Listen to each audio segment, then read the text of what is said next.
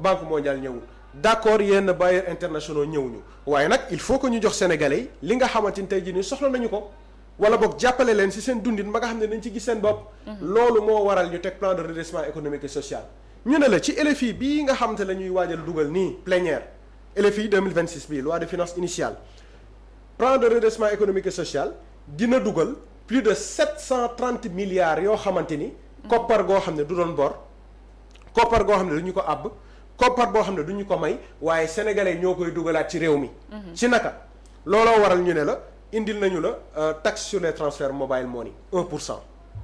taxe sur les jeux de hasard 20%. taxe sur la boisson alcoolisée ak yeneen yoo xamante ni tey jii ni boole nañ ko ci presse bi waaye léegi 700 et quelques milliards yooyu noonu non seulement solution la mais sénégalais dañ ciy gis seen bopp ndax lan ñu ne la ci 2026 ci biir LFI bi toujours génn guñ ci am na 44 projets yoo xam ne tëral nañu ko te incha allah dinañ ko tàmbali ci 2026 bii 44 projets entièrement financés nekkul bor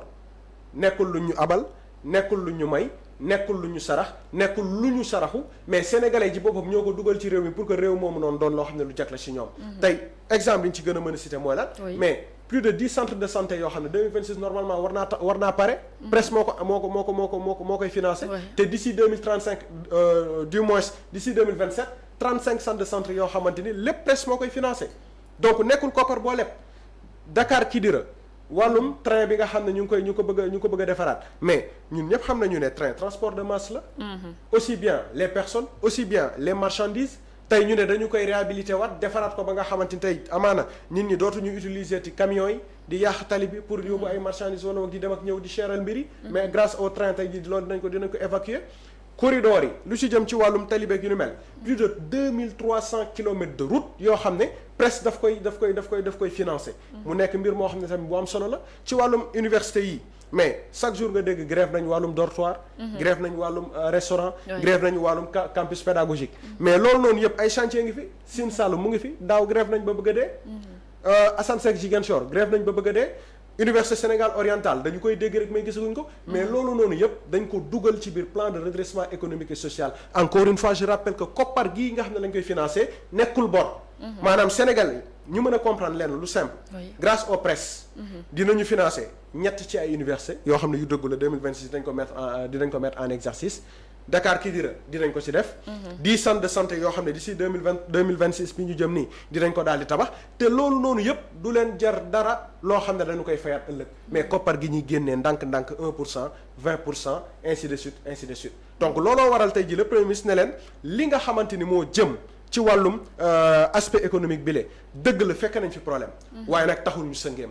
waaye nag taxul ñu wàccee loxo waaye nag taxul ñu jooy parce que on a une solution quelle est la solution le plan de redressement économique et social non seulement di nga permettre économie bi yeewuwaat parce que say entreprise ñoom ñooy defar infrastructure yi nga xam ne ñoo la koy maa ngi la koy wax tout à l'heure waaye itam dina permettre koppar daw ci biir réew mi mais aussi sénégalais bu ñu bëggee faju fépp fu ñu mënti nekk am accès aux meilleurs soins par rapport ak nit ñi nga xam ne ñoo nekk ci ville yeeg yu ni mel ñu mën a accéder en tout cas mu doon benn équité sociale boo xamante ni tey jii ni apporté nañu ko moo tax ma ne la tey exercice bu am solo la parce que ça a permis de comprendre beaucoup de choses par rapport à l'aspect économique et aussi de comprendre que ni waxtaan beeg effet bi dakkul au contraire c'est au beau fixe parce que fi mu toll nii sànq Cheikh Diba wax na la ko nee na waxtaan nañu daanaka d'accord nañ ci lépp mais dañoo nekk juste ci ay réajustement benn mbir kese lañ ciy jàngat mu simple mooy lan avec ou sans le FMI le Sénégal continue de rayonner et de poser des actes concrets sentiruñu ko képp lii rek la ñu mën a comprendre ci li nga xamante ni en tout cas moo nekk ci wàllu wi très bien bu ñu jàllee ci beneen fànn ñëw ci mbirum justice dégg nañ question boo xamante ni jëm na ci wàllu boobu mbirum reddition des comptes ak yu ni mel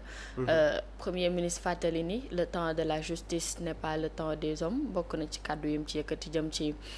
mbir moomu waaye wax ni en tant que exécutif du dugal loxoom ci mbir yi nga xamante ni ay mbiru yoon la mais du ko mës a def maman du ko mës a def parce que Ousmane Sonko moo jaay sénégalais la séparation des pouvoirs exécutif pour exécuter législatif pour légiférer judiciaire pour juger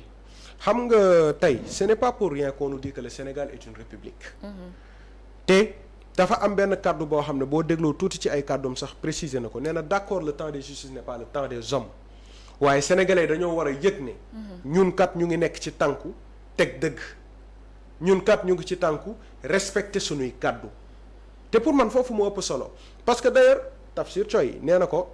que pensez-vous de la raison d'État Ousmane Sonko reetaan ne ko pour man il n'y a pas de raison d'État parce que l'État c'est les personnes qui le constituent donc s'il y a une raison d'État c'est cette raison bi nga xamante ni nit ñi koy incarner ci boppam moom la ñu am maanaam tey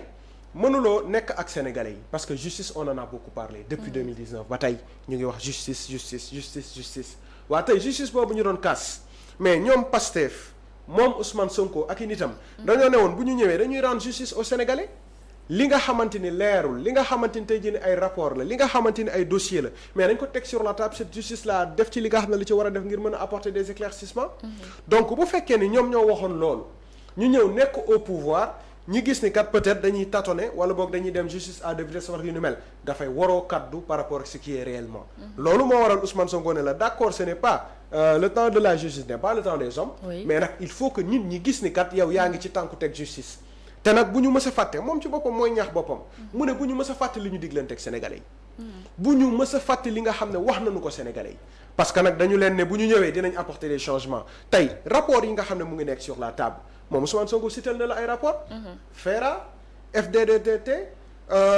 rapport IGE ak yeneen i rapport yoo xam ne moom nee na ba mu ko jotee en tant que premier ministre du Sénégal mais diligenté na ko teg na ko fa mu ko war a teg maintenant nag ñi nga xam ne ñooy les acteurs concernés ñoo war a jël seeni responsabilités looloo waral saa su waxee ñu ne day dal ci magistrature mais pour man ce n'est pas la perception bi ma am ci mbir mi parce que dafa di nit koo xam ne il est rigoureux dans l'exercice li mu gëm mooy lan la nga war a def da nga koy def ba noppi soog a ne nii la wala nale la waaye bu fekkee ni defuloo la nga war a def itam mais nit ñi dañuy taxaw fàttali ni da nga ko war a def. oui même ci ay rapport mi ngi wax ni ginnaaw dialogue politique beeg commission yi nga xam ni taxawal nañu ko ñu jébbal président rapport yi ba jamono ji mi ngi ci ay loxoom président de la république. waaw loolu dafa soññaat ki nga xam ne mooy le président Bassirou Diomaye Diakhar Faye nee na ko rapport yi ñuy tudd nii wala boog yeneen yi nga xam ne tey jii jaar na sa loxo mais teg nañ ko sa loxo parce que d'ailleurs pour parler de la question de dialogue bi ñu defoon sur la justice refonte yi ñu war a def ak réforme yu ni mel mais nee na carrément ñi ñu tabboon ay experts pour ñu waxtaan pour soit ñu def ko proposition de loi soit projet de loi soit mu nekk ay addition ak leneen loo xam ne war nañ kaa mën a def mais le président dafa tabboon ay experts ñu toog waxtaan ci loolu bañ ci waxtaanee pare def nañ seen liggéey jox nañ ko le président de la République li ci des mooy lan mooy ñu exécuter ce n'est pas pour rien qu'on dit le pouvoir exécutif exécutif exécuter législatif légiférer judiciaire juger maanaam lii mooy différence bi nga xamante ni am na ci ñetti pouvoir yooyu la waaye yow bu fekkee yor nga pouvoir exécutif am nga ay dossier am nga ay manivelle am nga ay possibilité diligenter wala boog def li nga war a def pour que justice def yoon def liggéeyam mais da nga ko war a def amoo loo ciy xaar nii ma Samba nii ma Demba maintenant nag bu fekkee ni am na une certaine lenteur boo xam ne saytu nañu ko je pense que c'est tout à fait normal que le premier ministre Ousmane Sonko daal di fàttaliwaat taxawaay wi nga xamante ni tey jii war nañ ko am te d'ailleurs boo seetloo foofu noonu au lieu de dire le président defal wala waxal wala awal ni dafa ne fàttaliku leen li ñu diglanteeg Sénégalais yi parce que encore une fois lorsqu'on parle de raison d'État mais l'État n'a pas de raison ñi am raison mooy ñan mooy les personnes les individus yi nga xam ne ñoo constitué doon État du Sénégal en tant que tel te tey ñoom seen taxawaay ak seen kàddu démb dafa war a doon méngoo ak seen i jëfu tey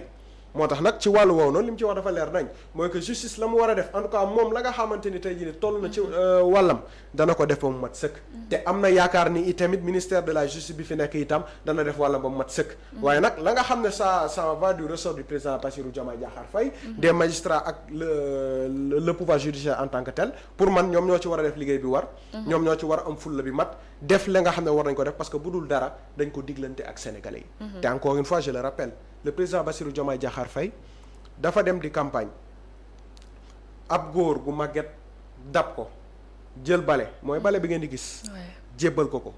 ne ko li ma bëgg mooy lan Sénégal ngeen baleel ñu ko maanaam dindil ñu fi lépp li bon li nga xam ne moo ñu teree avancé bale boobu noonu c'est symbolique nekkul pour rek bale ay nit comme ni ko ñi jaakaare déedéet mais balayer même les pratiques yi nga xam ne tey jii ni moo tardel le Sénégal donc encore une fois ci bu cadre boobu noonu la ñuy woowaat le président Bassirou Diomaye Diakhar Faye mu bàyyi xel bu baax a baax la mu diglanteeg Sénégalais yi parce que Sénégalais dañoo dund ay événements Sénégalais dañoo dund ay jaar-jaar Sénégalais dañoo soxla ñu rendre leen justice et cette justice là fi mu toll nii la mu war a def mooy lan mooy rendre justice aux Sénégalais yam képp nag ci justice boobu noonu. On n'a pas besoin de justice boo xamante ne à double vitesse sax soxlawuñu ko te je pense que y a des cas d'école yoo xam ne am na fi ay nit tudd nañ leen ci rapport dem nañu jàkkaarloog justice def nañ li ñuy def ñii ñibbi nañ ñii jàpp nañu leen. te képp ku ci ñibbi c'est parce que da nga indi lu leer loo xamante ni tey jii nii mën na firndeel ne effectivement tu es innocent képp koo xam ne téye nañ ko itam am nay preuve yoo xam ne ñoo tax ñu téye la donc pour man foofu la ñu war a yem ci mbir mi foofu la ñu war a nekk ci mbir mi te le fait que le premier ministre en tout cas di ko fàttaliwaat encore une fois dafay wane ne moom il est toujours nanti de ses valeurs il est toujours nanti de tout ce qu'il a dit au peuple sénégalais li ci des nag mooy lan ña nga xamante ni ñoo peut-être yore cëggal guy bi yore li nga xam ne mooy décision yeeg yu ni mel jël seen responsabilité aussi à leur tour ngir mën a appliquer. Très bien donc ñu ngi xaarandi loolu après 18 mois ou plus bi nga xamante ni ñu ngi ci bopp réew mi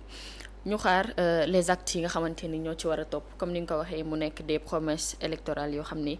askan wi ñu ngi koy xaar bu baax waaye bokk na ci leneen loo xam ni yëkkati na ci ay kàddu waxoon ni dina am avant le 8 pendant le 8 ak après le 8 wax na ni nag dañoo amoon besoin boo xamante ni dañ ko amoon jëm ci leeral ay mbir yoo xamante ni en tout cas xew na ak yu ni mel te it mbir yooyu jàpp na ni leer na waaye ñi nga xamante ni dañoo jàpp ni ay problème dafa am yoo xamante ni mënuñu ko dékku ñooñu dañoo juum dëggantaan dañoo juum parce que c'est mal connaître l'homme Ousmane Sonko xam nga yàgg naa ko wax Ousmane Sonko yàlla daf ko may lu mu mayul politiciens yu bëri mooy qu'il sait faire la part des choses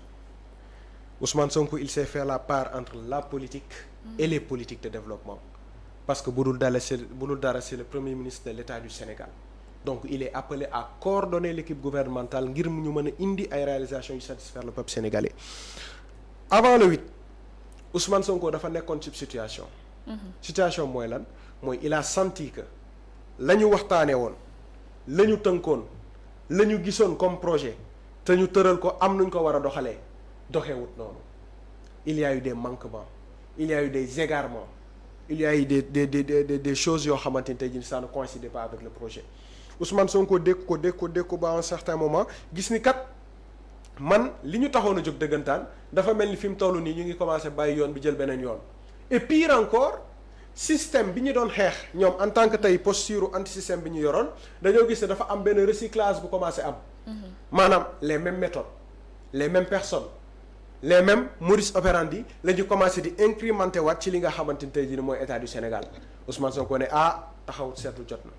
ci la njëkkoon def sorteem si vous vous souvenez bien en juillet congrès ba ñu defoon parti fële ca King Fahd Palace mu woote mu ne leen